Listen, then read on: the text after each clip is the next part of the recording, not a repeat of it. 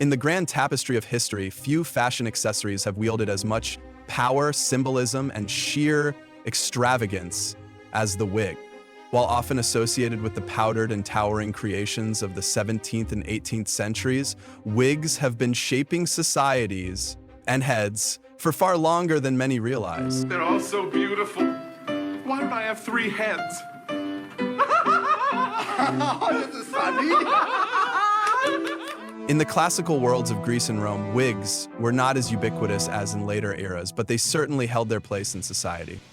Roman noblewomen in particular were known for their elaborate and ostentatious hairstyles, which they often enhanced with wigs made from human hair imported from conquered lands. Blonde tresses from the Germanic tribes and the deep, dark locks of Indian traders became highly coveted commodities, fueling an international trade in human hair that spanned continents. These wigs allowed Roman women to achieve elaborate coiffures without the daily hassle of styling. Meanwhile, Roman emperors and generals, men for whom power was everything, occasionally turned to wigs to mask the betrayals of time. Vanity, as history has shown time and again, is a timeless force. Except for Julius Caesar, he didn't give a This is Hair-Raising History with Magnus. Remember to subscribe. With the fall of Rome and the rise of the austere Christian Middle Ages, wigs largely faded from common use. Modesty and practicality took precedence, and for centuries wigs were seen as unnecessary extravagances. However, the tides of fashion, like the tides of history, are ever-changing, and by the 16th century, wigs returned, not as mere accessories, but as necessities. The resurgence of wigs in the 16th century was driven less by fashion and more by desperation. Syphilis, a rampant and disfiguring disease, caused widespread hair loss. For many, including the nobility, baldness became a visible marker of illness and decay. Wigs became an essential tool for maintaining dignity and social standing. England's Queen Elizabeth I, a monarch as keen on image as she was on governance, set the stage for a new wig-wearing era. Her iconic red wigs, worn high and curled, became a symbol of regal authority. As the head of state, her appearance dictated fashion trends, and soon, nobles across England emulated her elaborate styles. However, wigs were not for the common folk. Only the wealthy could afford them. The poor, who suffered hair loss, had no such luxury, further cementing wigs as symbols of power, privilege, and sophistication.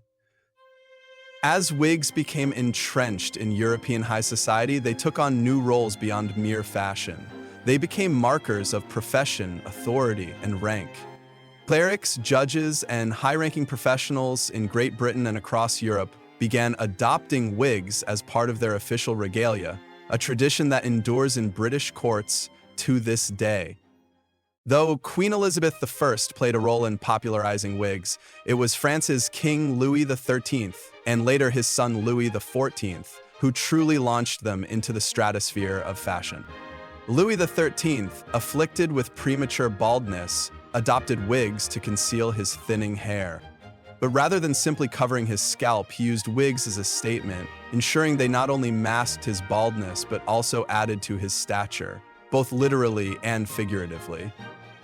His wigs were designed to make him appear taller than his natural height of 173 centimeters, a clever trick that would later inspire the widespread adoption of high heels among the European nobility. Under Louis XIV, the legendary Sun King, wigs reached their most extravagant and theatrical peak. His perruques, as they were called in France, were vast, curling masterpieces of human and horsehair, powdered to perfection. These towering creations became a hallmark of aristocratic refinement and an unmistakable emblem of power. To be seen without a wig at the royal court was unthinkable.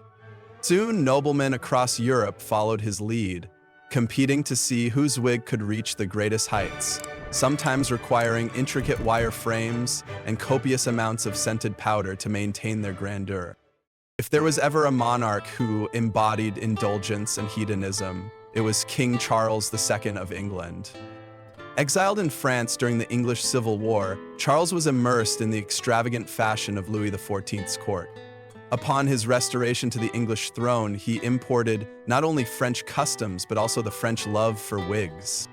Charles, often called the Merry Monarch for his infamous womanizing and decadent lifestyle, made wigs a staple of English aristocracy.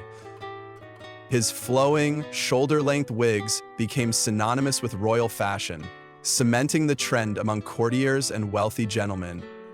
With the rise of the wig, natural hair was increasingly seen as too common, too plain, too mundane for those of status. If there is a single historical figure whose hair defined an era, it is undoubtedly Marie Antoinette. Though not a traditional wig wearer, the French queen took hairstyling to dizzying new heights, sometimes quite literally. Her towering, powdered coiffures became works of art, adorned with feathers, pearls, miniature ships, and even bird cages.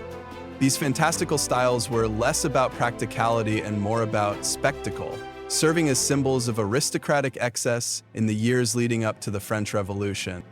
Her outlandish hair became one of the many points of contention between the monarchy and the struggling populace, reinforcing the idea that the ruling class had lost all touch with reality. As revolutions swept through France, wigs, once the crowning glory of the elite, became dangerous symbols of oppression and were quickly abandoned. By the early 19th century, the reign of the wig was over. The French Revolution had forever changed the perception of aristocratic extravagance, and the simpler, more natural styles of the Romantic era took hold. Wigs, once markers of power and status, were now largely reserved for ceremonial purposes, the stage, and religious customs. Yet, wigs never truly vanished. Today they remain integral in various facets of life. British judges and barristers continue to wear them in courtrooms.